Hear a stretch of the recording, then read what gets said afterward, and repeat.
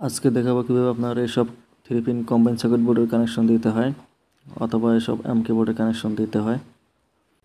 তো এসব combine circuit বোর্ডের কানেকশন দিতে গেলে আপনার 3টি লাইনের সরবরাহ দিতে হবে, একটি ফেজ, একটি নিউট্রাল এবং একটি হলো আর্থিং। তো এখানে প্রথমে আপনার সুইচের যে 8 টার্মিনাল রয়েছে সেখানে আপনার ফেজ কানেকশনটি হবে। এরপর সুইচের যে নিচের টার্মিনাল রয়েছে সেখান থেকে আপনার এল টার্মিনাল কানেকশন হবে। এরপরে আপনার এই সার্কিট বোর্ডের নিউট্রাল কানেকশনটি হবে এখানে, এটি হবে আপনার নিউট্রাল কানেকশন। তো এরপর আপনার এই সার্কিট বোর্ডের যে আর্থিং কানেকশনটি রয়েছে সেটি হবে আপনার এখানে, এটি হলো আর্থিং কানেকশন। তো এখানে এটি আপনার নিউট্রাল কানেকশন। এরপরে এখানে হবে আপনার আর্থিং কানেকশন।